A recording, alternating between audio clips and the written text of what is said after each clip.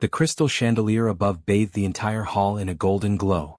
The polished marble floor reflected every flicker of light, every rustle of silk gowns. It was the kind of evening that whispered of wealth and power, where every guest arrived knowing that eyes would be watching. At the far end of the room, a young man in a perfectly tailored suit sat rigid in an ornate armchair. His dark hair was neatly combed, his shoes gleamed like black mirrors, yet something about him seemed unsettled. His fingers tapped lightly on the armrest, betraying the storm beneath his calm expression. Beside him, his father, a towering figure in a midnight blue tuxedo, spoke with the kind of ease only the truly powerful possess. The man's voice carried across the room, announcing the purpose of the evening. "This is a special night," the millionaire declared. "My son will choose a mother from the finest women our society can offer." A low murmur rippled through the gathering. Guests leaned forward in their seats. Servants froze mid-step. All eyes turned toward the 5 women now entering the hall. The first was elegance itself, draped in silver satin, diamonds cascading from her ears. Her smile was flawless, trained for charity galas and magazine covers. The second, a statuesque beauty in emerald silk, carried herself like royalty. Her gaze swept the room as though she already owned it. The third radiated charm, every movement calculated to draw attention. Her laughter was light, but her eyes were sharp, always assessing, always calculating. The fourth, dressed in crimson, moved like she knew her worth was beyond question. Every step was deliberate, commanding. The fifth, younger than the rest, wore a gown the color of midnight. She looked delicate, almost shy, but her family name was carved into the city's history. 5 women. 5 visions of wealth, prestige and social perfection.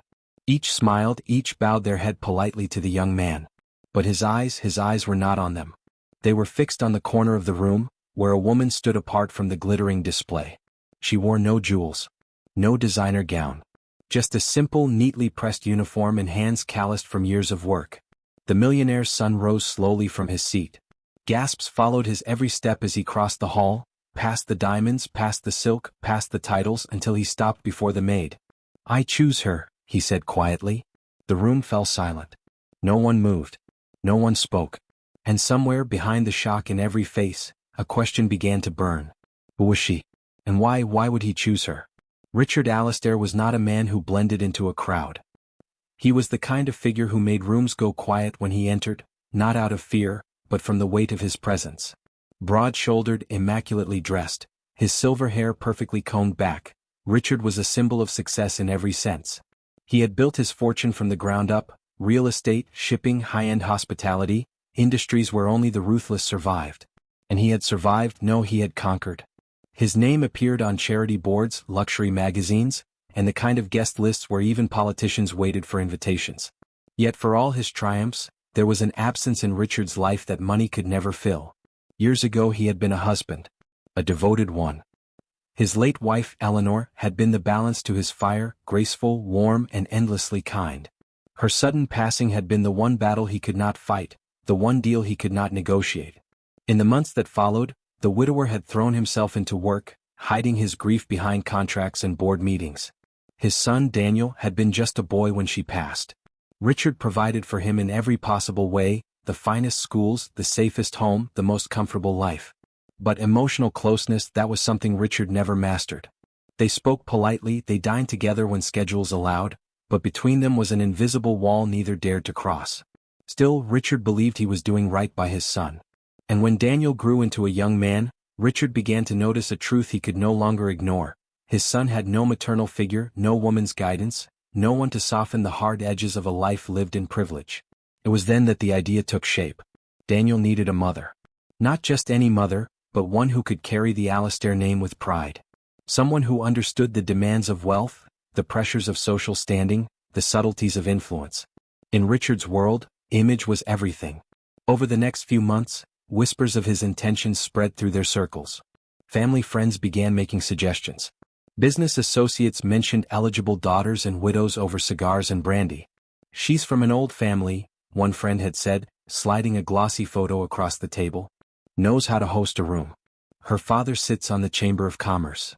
Another spoke of a divorcee who had the poise of a queen and a social network that could open political doors. Every recommendation came with the same undertone: wealth, status, influence. Character was assumed, not examined. Richard listened, nodding, compiling names in a discreet list.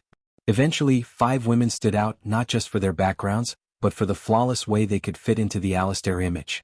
He had them each invited to an exclusive dinner at the estate. It would be Daniel's choice in the end, but Richard was certain. Once his son saw what was on offer, he would understand. The night of the gathering, Richard oversaw every detail. The chandeliers were polished until they gleamed, the menu curated by a Michelin-starred chef, the wine from his private collection. He greeted guests with his trademark charm, confident that this was the start of something that would secure the family's legacy. But there was one thing Richard had not accounted for. One variable he did not consider. In his mind, love could be arranged. Respect could be earned. A family's image could be crafted like the lobby of one of his hotels, flawless, inviting, admired by all. What he did not realize was that his son's heart was not built like a boardroom. And the woman Daniel would choose was not on Richard's list at all. Daniel Alistair had inherited his father's dark hair and sharp features, but none of his hunger for power. Where Richard filled rooms with his presence, Daniel moved through them like a quiet current, felt by those who noticed, unseen by those too busy to look. He was polite, reserved, and almost painfully observant. In the elite schools his father enrolled him in, Daniel was the boy who preferred the library to the cafeteria, the one who sat at the back of the room sketching instead of shouting over sports scores. He learned early how to listen more than he spoke, and how to read the truth in someone's eyes before their mouth formed a single word. After his mother died, Daniel's world shifted in ways no child could fully understand. The house became quieter, not in sound but in spirit. Gone were the spontaneous bursts of laughter, the gentle hum of a lullaby at night, the scent of fresh scones drifting from the kitchen on Saturday mornings. In her place was a routine, efficient and cold. Meals arrived on time. Clothes were pressed without wrinkle. But the warmth was gone. It was in those years that Daniel first noticed her, Maria. She had been in the household before his mother passed, a maid who moved with quiet precision and never intruded where she was not needed. But after Eleanor's death, Maria's presence changed. Not louder, not more obvious, but somehow closer. When Daniel woke from nightmares, it was Maria who brought a glass of water and sat by the edge of his bed until his breathing slowed. When he forgot his lunch before school, it was Maria who appeared at the gate, holding it in a small paper bag, pretending it was nothing. She never tried to take his mother's place. Never overstepped. But she was there, in the spaces where no one else thought to be. He remembered one afternoon years later, when a classmate had humiliated him during a group project. Daniel had come home early, furious and embarrassed. He found Maria in the garden, pruning roses. She looked up, saw the storm in his face and simply handed him the clippers. "Cut the dead ones," she said. "But be careful. The thorns do not care if you are hurt." They spent an hour in silence, trimming and clearing. By the time they were done, the bush looked cleaner, fuller, alive again. Daniel never forgot the lesson. Sometimes you remove what hurts, not to destroy but to let something better grow. It was Maria who taught him how to cook a simple omelet when the chef was away. Maria who taught him to fix a leaky tap instead of calling for a plumber. Maria who taught him, without ever saying it outright, that worth was never measured in price tags or pedigrees. By the time Daniel was 17, he had seen enough of his father's social world to know it was not for him. The people in tailored suits and jeweled gowns rarely looked past the surface. They measured each other in titles, bank accounts, and whispered connections. Daniel, in contrast, measured people in quiet actions. Who refilled the water jug when no one asked. Who remembered a birthday without a reminder. Who stayed when there was nothing to gain. Maria had never sought praise. In fact, she seemed slightly embarrassed whenever anyone noticed her kindness. But Daniel noticed always. In the years leading up to the dinner, he often wondered what his life might have been if Maria had not been there. Would he have grown cold like so many in his father's circle? Would he have learned to value status over substance? He did not know the answer. But he knew one thing with absolute certainty: Maria had shaped the man he had become far more than anyone else in that grand house. So when the night came and 5 perfect candidates walked into the room with their polished smiles and rehearsed charm, Daniel's choice had been made long before his father announced the selection. The night of the dinner arrived with the kind of precision only the Alistair estate could produce. The sun had barely dipped below the horizon when the gates opened, letting in a procession of sleek cars that glided up the drive like shadows dressed in chrome. Inside, the great dining hall had been transformed into something almost otherworldly. The chandeliers glistened like constellations suspended in midair. Crystal glasses caught the light like small prisms, sending rainbows across the polished surface of the long mahogany table. Servants moved with clockwork efficiency, adjusting the smallest details, the angle of a silver fork, the precise fold of a linen napkin. Richard stood at the head of the room, every inch the commanding host.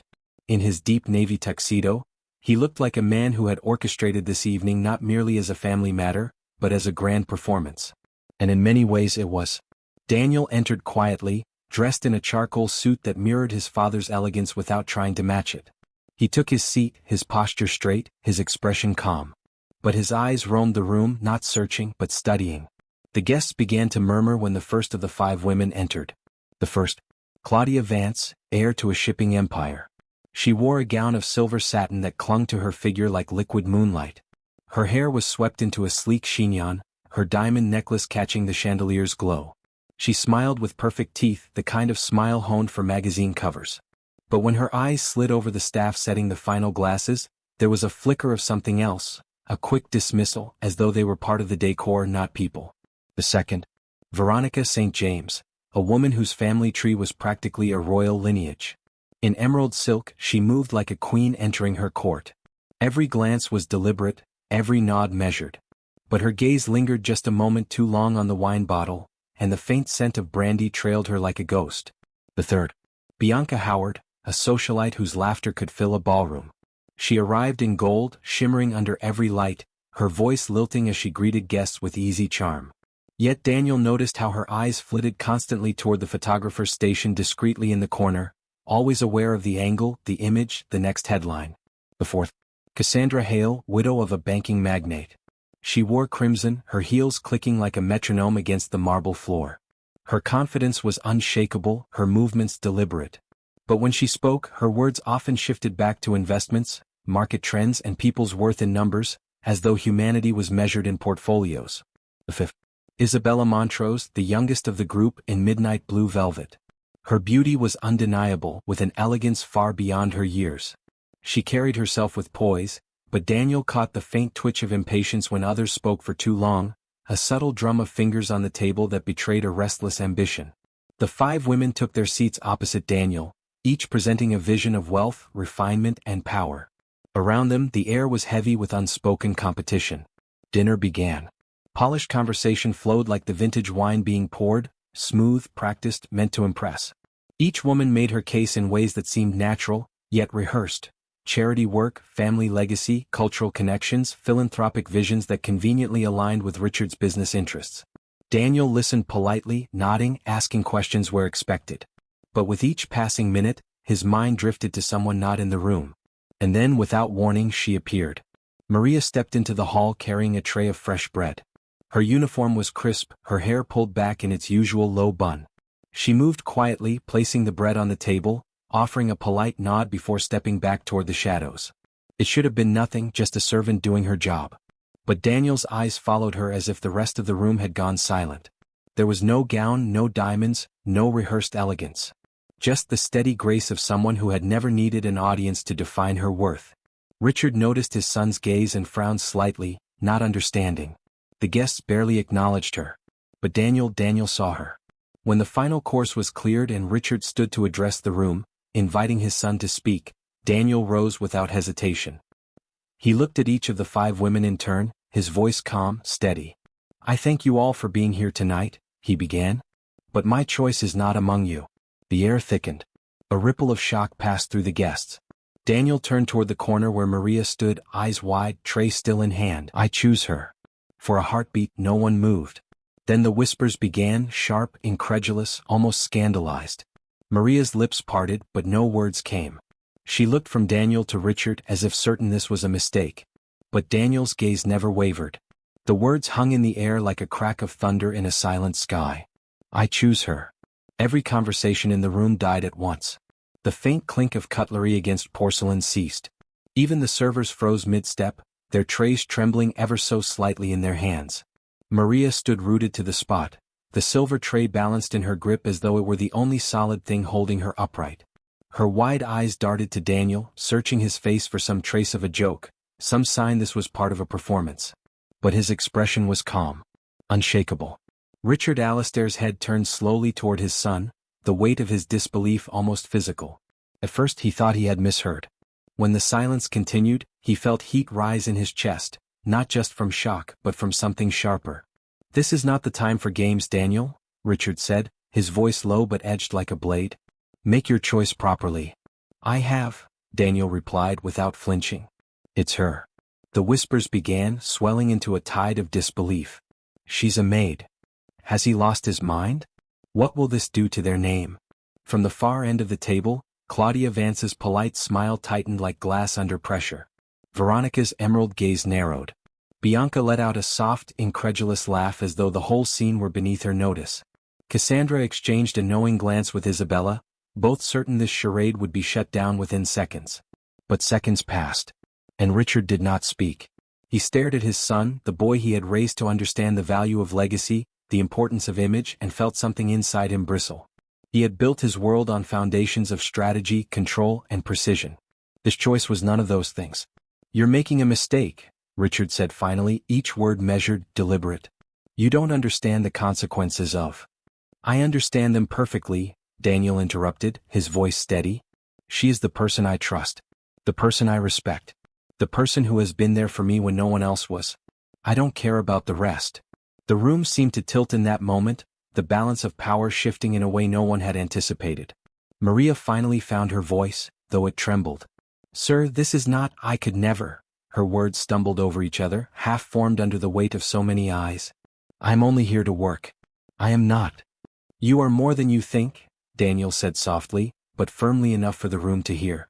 Her gaze flicked to Richard, who was now studying her with a mix of calculation and something far harder to name. He saw no diamonds on her neck, no pedigree behind her surname. And yet there was no fear in her posture. No shame. Only confusion, humility, and the quiet strength that came from a life lived without expectation of applause. The murmurs around them grew louder, some voices sharp with disdain. "They will be a scandal. She doesn't belong in this room. This will ruin the family's reputation." Richard heard every word, each one like a needle pressing into the fabric of his pride. He had spent decades building the Alastair name into a fortress. And now, in front of the city's most influential eyes, his son had lit a match inside its walls. Yet there was something in Daniel's gaze that unsettled him, a conviction that reminded him, uncomfortably, of Eleanor. She too had been stubborn in her quiet way. She had once told him that a name meant nothing if the heart behind it was empty. Richard drew a slow breath, his jaw tightening. "This conversation," he said at last, "is not over." He turned to the guests, his composure returning like a mask being pulled into place. "Thank you all for joining us this evening. My son's choice will be discussed privately." But as the guests rose, their murmurs followed like a current, flowing into the corridors, into the waiting cars, into the city beyond. By morning the story would spread, a wealthy heir rejecting society's finest to choose a maid. Maria slipped away before the last guest left, her heart pounding, her mind reeling. She had not asked for this. She had not wanted this. And yet, somewhere deep beneath the confusion, a question stirred. Why had he chosen her?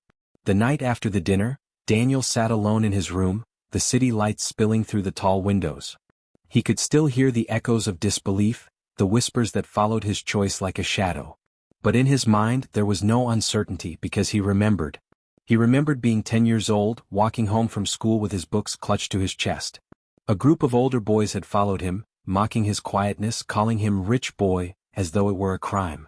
When one of them shoved him hard enough to send his books scattering into the mud, it was Maria who appeared, her voice sharp enough to still the air.